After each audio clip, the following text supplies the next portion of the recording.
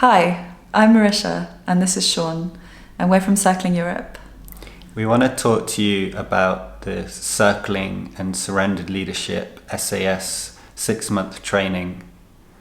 If you're watching this video, you may have tried Circling or Surrendered Leadership already and are curious or have been deeply touched by it and want to know if you want to take another step, or maybe you've just been drawn and you haven't tried it already and you're just here because you're curious about like what you've heard and something that you know about a little bit. I do indeed. It's making me remember my first experience of cycling, which I was actually very much drawn by the practice in a way that I couldn't really describe or maybe put my finger on. And then the first evening I did, I was like, wow, this is amazing. And then I also had convinced myself that maybe it wasn't the right time. So I almost didn't come back for the weekend, and then I did and had a really beautiful experience and opening there. And I think what I find so valuable about this practice, and also especially about the SAS, it's this sense of going on a journey with others, and like we don't actually know where we're going. We just have these principles that guide us along the way. So the level of freedom and genuine discovery that I felt in that space was so fresh for me and so new for me. And it's continuously fresh and new for me. I feel like every time I'm in the context of cycling and surrender leadership, I get to go to the edge of my own maps and go to the edge of like what I know. And that's what feels really unique about this context. It's like we're genuinely exploring together and cultivating like these particular muscles of being deeply curious, surrendering to ourselves, exploring life together in this way. One thing I want to ask you is because when I first came upon circling, it was a bit of a love at first sight. Like I knew I saw the practice being like someone leading it, and I was like, what are they doing? But I also kind of knew it had a meditative sense, but I knew it seemed flowing and natural in a way. It wasn't a therapy or a coaching, it was like just intimate adult conversation, but effortless it seemed. But then like I think there's also like, it's when we say it's amazing and beautiful, it's also like it was challenging. And I also remember when I first did it, I had a chance to go to a weekend and I actually made an excuse not to go. But I looking back, that seemed right, because even though I was so excited to like explore presence and go deeper and be authentic, and like having studied so much like deeper philosophy, wanting to actually live the things I was learning about, I was actually being vulnerable was more scary than I realized. And not that you actually have to be vulnerable, that's actually like the whole point of it. It's actually just to meet where you are and be where you are with others. But I imagine you resonate with this, like when you say amazing, it's like not because it's just flowers and sunshine. Totally. And I was really driven by a longing like that had been manifesting in my life in different ways for deep connection with others, and also primarily like to turn towards my own aliveness as a guiding force. So like to trust like the darker emotions, for example, also as a manifestation of love in a way. But I had been very much conditioned to like not look there, but I deeply wanted to, in a way where it could be an open exploration and not like, oh, this is a pathology or something, like you're feeling sad. I just really wanted to dive into those realms. But interestingly, when I first got the opportunity, I almost didn't come back. Like I said to you on that first night, I was like, I just gotten a promotion in my job, and like I was happy in my relationship, and the kind of longing got sidelined. But I think there was a wisdom in that. I think my body and my being was actually picking up on the truth of when I stepped in, it was a really, it was a bit, I don't know how to put it, like it was a deep opportunity to look at myself and become very honest with myself. And that actually led to a lot of changes in my life and in my self-concept and in the way I relate to people. So there was a part of me that I think was onto it and kind of knew, like, oh, it's going to change stuff for you, and maybe that's a bit scary. Yeah, that's for sure. And it's not that we're like, there's obviously people like my co-founder John, when he discovered circling, he just seemed to just be able to do it all the time. I used to joke that he could be circled by the postman because he just was so willing to like explore and go into connection. So for him it was in some ways just natural to just start participating. But I'm definitely like more introvert, especially in the beginning, so it's that listening to that trust that is so important in the practice. But we do just want to give you an idea of what you would be stepping into if this training is calling to you. And the simple thing is, it's a 6-month training where you'll come and do a 4-day weekend with a group, and this will be a group of people who have also called to go on this deeper exploration and would have already spoke with us. So we feel that there's a readiness in everyone in the group to go into these kind of deeper territories and nuanced experiences, and then together we really go on this journey and we do 3 of these 4-day weekends, which are the deep dives. And then there's just structures around it. So you'll do coaching with our trained leaders, and that we've got an online platform where you can access circling every day if you wanted to, with trained leaders. We've got a curriculum that you can look through, which has got everything from some of the deeper like philosophies or perspectives and sense making that comes from circling, but also like archetypal movie knowledge that points us to the same things, and ways to engage with the maps of our experience doing the practice. There's also group calls where we get to go through the distinctions. And is there anything I'm forgetting? Yeah, the buddy circles. So part of the training is also that you're meeting each other weekly to practice.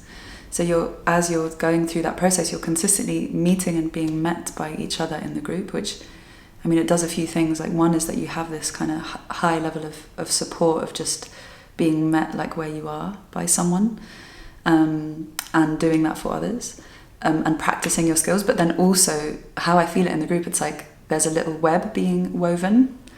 So all the individual connections start to get highlighted.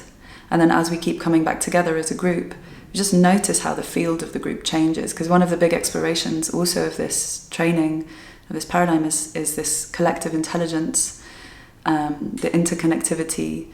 So just really exploring like what really is that in practice? How does that actually work? How does it impact a group when people are coming forward and feeling as if they really matter to the collective, as if their presence is deeply valuable to more than just one person, but perhaps to even the whole.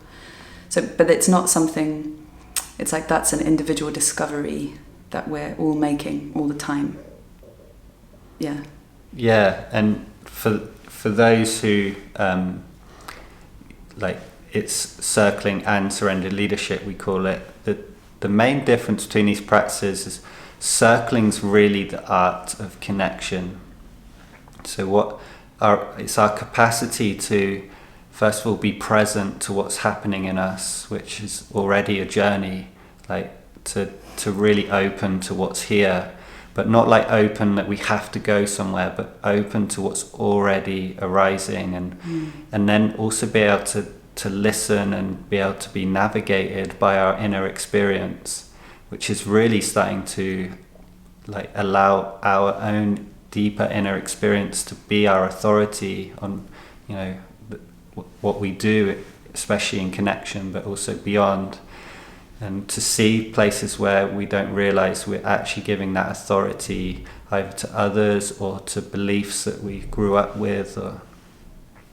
So circling's this exploration, like, what's it like to really be me being with you, and what happens if we keep attempting and intending to be more real, but also to be present and to feel each moment and to feel the places that are a little harder to be with, and discover all these different parts of us. So that's the practice of circling. And I wonder if you want to say a bit more on that, or on the circling element. Circling, or well, I was just, the thing that came up when you were talking now is, it's like this reminder of something that I so appreciated at the beginning and I so appreciate still. It's like the immersion in direct experience. Like, I'm discovering my reality through being in my own reality. So it's not so much like learning a theory about relating or something and then you do it. It's like, what if I actually trust what's here and follow that and meet others with that?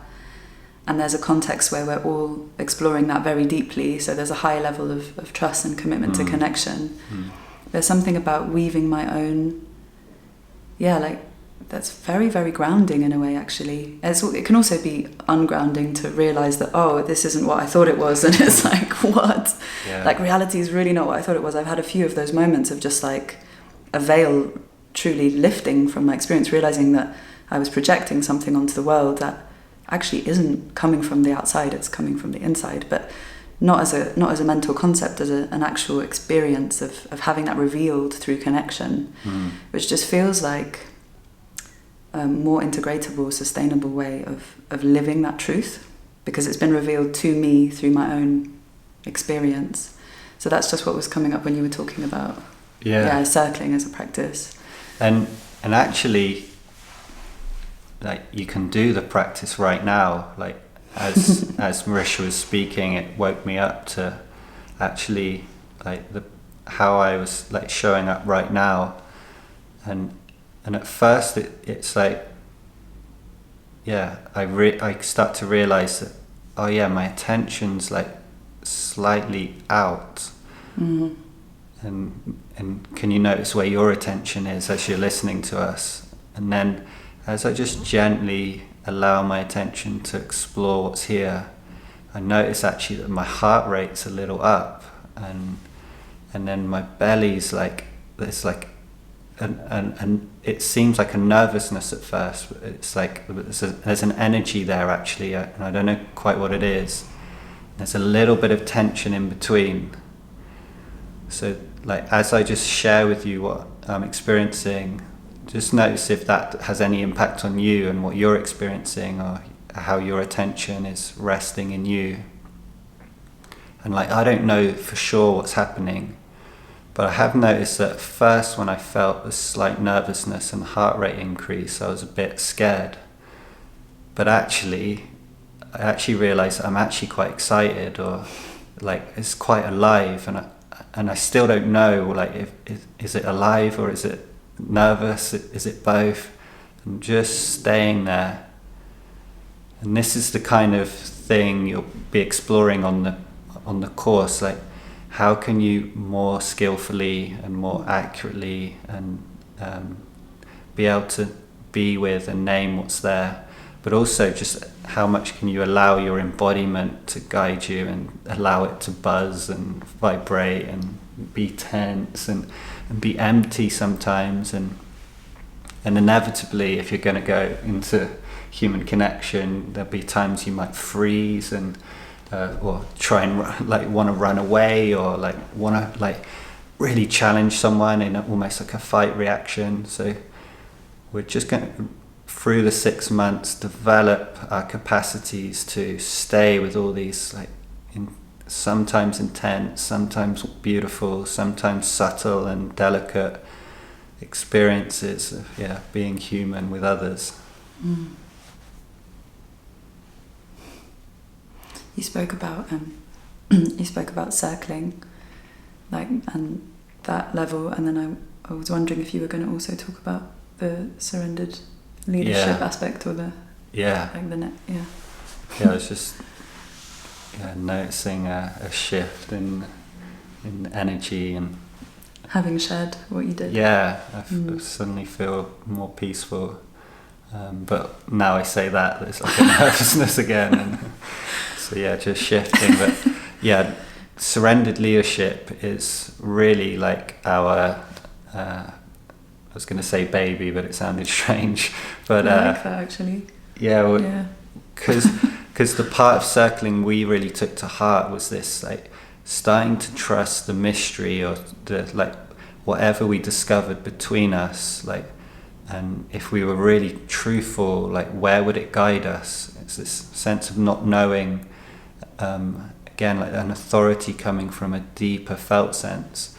And what it led us to actually was that we didn't just want to explore like a connection or like a small group, like what's happening. Just, we started to realize that if we surrendered another layer of like what we thought might happen, we started to sense there was actually an intelligence that we now call interconnection, which is like multiple connections happening at the same time.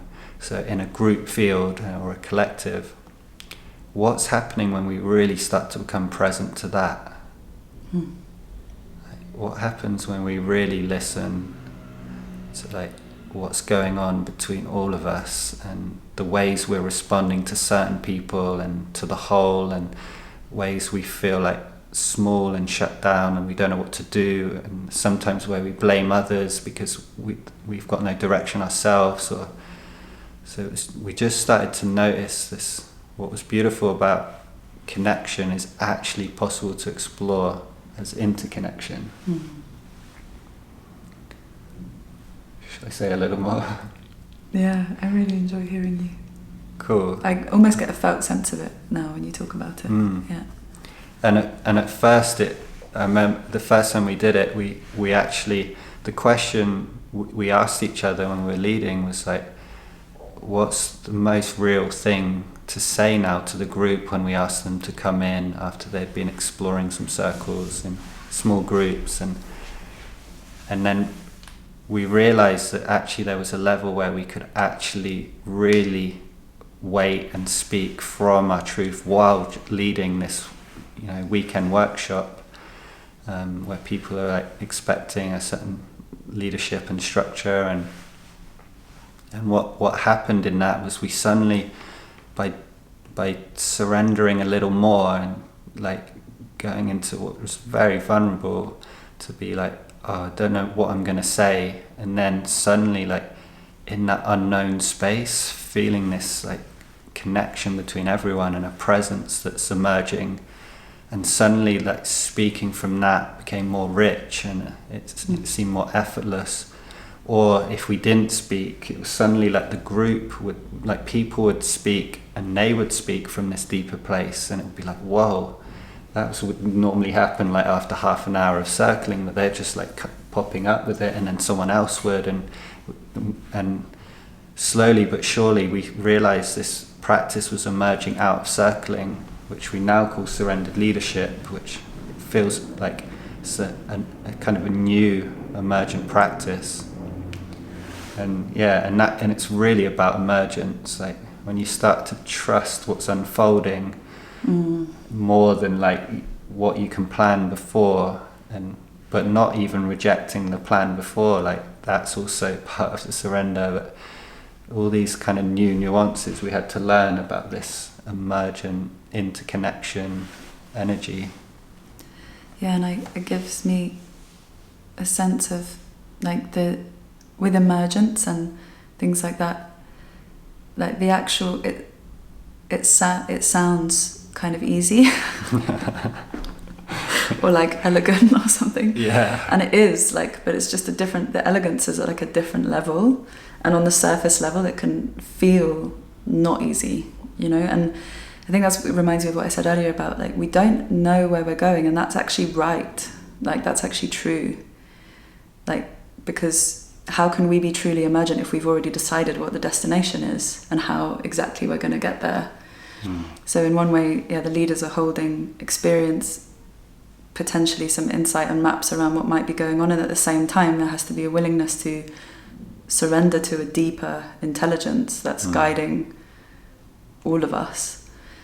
And I think that's something I find an important point somehow, because I think it's easy to speak about these things and make it sound like it's like glorious and graceful, which on one level it really is, but then the actual, like, what we need to face in that process, it can be quite challenging and like disturbing almost to some of our ideas about how things should be or who we are. And then at the same time, like, we've just been in a training together, leading a training together, like there's often a lot of love that starts to come through in the group field, like this sense of being explorers together. And the thing I love about the SAS, I often get the sense of like, oh, everybody's on their edge, but it's just like different edges. So some people are like really challenged to come into their embodiment more, for example. Like, that's been a big path for me. Like, I wasn't super interested in that before I started cycling, and now it's like a huge part of my path and what I'm passionate about. And then others are challenged to come into more subtle awareness, and some are challenged to come into their leadership more, and some are challenged to come more into their surrender. So there's a kind of kaleidoscopic kind of experience happening where everybody's like on their edge, but interestingly there's often deep gifts we have for each other in the meeting. And the kind of intelligence of that is also a mystery, like the way that we might even be like deeply challenged by someone and like not like them and get annoyed by what they share in the group, and then in a meeting we start to experience that, oh, there's actually something here that you're showing me about something I need or something I want to go deeper into. But but it can, on the first hit, can come off a bit like, oh gosh, when this person speaks, or like getting a bit triggered or annoyed by them. And it's, I love what the kaleidoscopic. I've not heard that before. That's a good way to describe it. But it's often what happens. Like, it's also, you could say it's microcosmic, like or holographic universe. But all these words just pointing to this like amazing thing about experience, that you're in a circle and maybe you've withdrawn energetically, and then you're like very critical about the way others are showing up, or the opposite, you're in a circle and you're like just you have to keep jumping in, and then or you keep like saying things that you think are clear, and then when you say them they're not clear anymore. But then when you start to like tune in, you like, oh, this is really like how I am at work, or and also with my family or my loved ones, and then suddenly you're in an environment where this like the normal doors of perception, where you think the world's a certain way and you're just used to like being back or being forward or in connection with others, and suddenly you're like, oh, that's actually just like coming from an assumption or a way I can't feel what's here because it's too intense or too subtle. And then suddenly you get this insight about what's really been driving you, or even like not just like what's been driving you, also just a way that you really care, or that you're really passionate, or sometimes you're angry about something, and at first you realize you're scared of being angry, but then someone like actually says they feel more connection with you when you're angry, and that's like gives you more trust. And then the anger's this beautiful way your deeper self wants to like protect you on a deep level and bring you into relationship. I'm getting so many memories right now as you're speaking. Like times I've said like the thing I like absolutely should not say in front of other humans in my SAS, and being met with like, oh, that's actually a really important part of me that was like getting frustrated or not trusting, or I'm just getting like so many pictures in my head of those moments.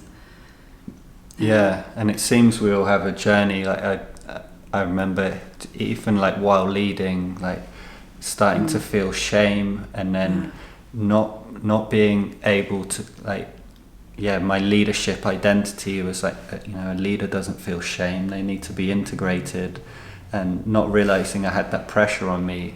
So then obviously I couldn't be authentic when I started to feel that, and then so I didn't know how it had happened. And after more practice, and I started to see like, when my co-lead is having a certain experience of depth, I actually feel envious, but I feel envious because I'm longing to feel myself more, and actually when I share that with the group as the leader, which at first it's like, that's the thing that everyone's going to distrust me on, and I'm sure of it, and then but it's too much in the end, and I have to just look, this is where I am. I'm really like, I'm envious, but I'm really like, I feel like I want to be able to feel myself on a deeper level, and suddenly it's like I actually gain more trust, and it's amazing to be received in that trust when I was sure it was the thing that was going to break the connection. And this is just what we continually find in the practice, and it's the thing that we're really inviting you into, this kind of exploration with people who are also drawn to this way of relating and being. Yeah. And just to say, the inevitability of this kind of training is we do start to touch like unconscious ways we've been surviving that are really built on deep ways we've like struggled in our lives, or our needs weren't met in a way that we really needed, and that's just inevitable of being human. But we've really explored these territories and trained in other modalities to support us with these territories, but also the other side of the coin is that you, in this interconnection or this authentic connection with others, you're inevitably going to pop into like more subtle awareness or presence or being.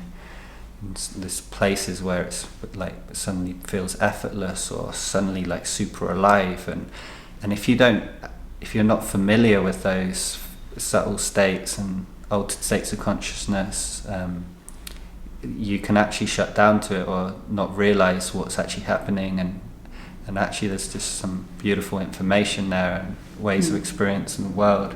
I mean, that's why not everyone, but that's why people like alcohol and drugs and ayahuasca, because it alters your consciousness. Totally. So you can experience more.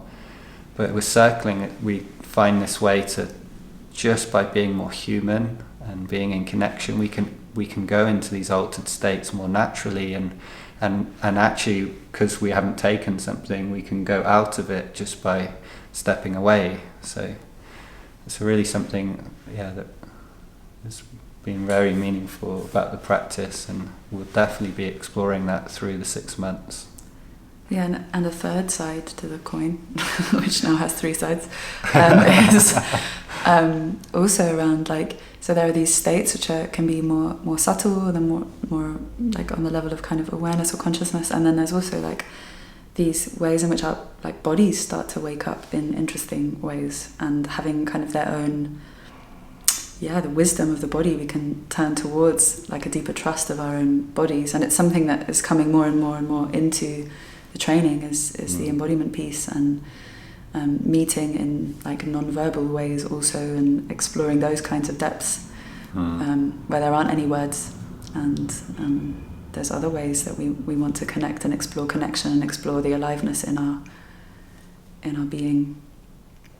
Yeah, which has been, like I already said, has been a huge part of my journey. Like, it opened me up to realms I didn't know existed, and I didn't know were my home ground. Like, I didn't know that's actually where I want to live from, and now it's like very clear that that's my first language.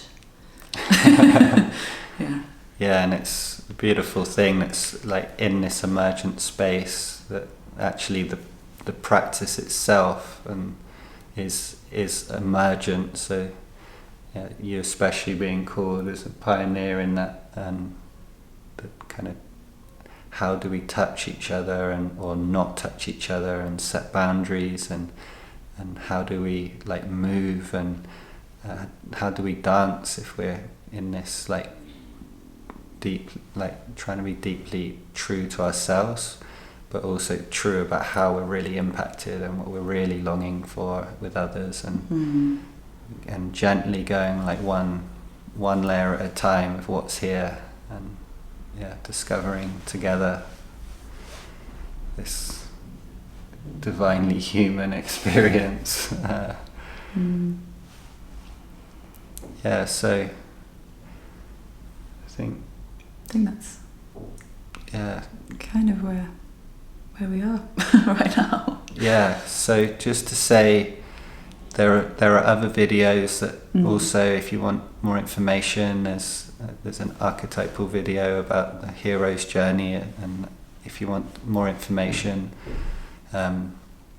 it's a 6-month training. We've got 2 coming up, and it's quite cool actually. It's, there's option then if you're one in London, and then there's one in Amsterdam, and I'll be leading both of them, and then it's going to be me and you in London, and I'm going to be with Ellen in Amsterdam. And just to say, like for Amsterdam, the wonderful thing about Amsterdam is I think it's the coolest city ever. I just love living here, but it is more of a city program, and we'll be in the heart of Amsterdam, and you come and do your 4-day weekends here, and and if you're obviously in the Netherlands or close by, it's a more convenient one for you. But you also, you're a big inspiration with taking it to London. Well, London, the London SAS actually isn't in London, it's just outside London in Kent. But I really wanted to, we already ran one of these last year, but I really wanted to experiment with a residential context for this training, and also one that's embedded in nature.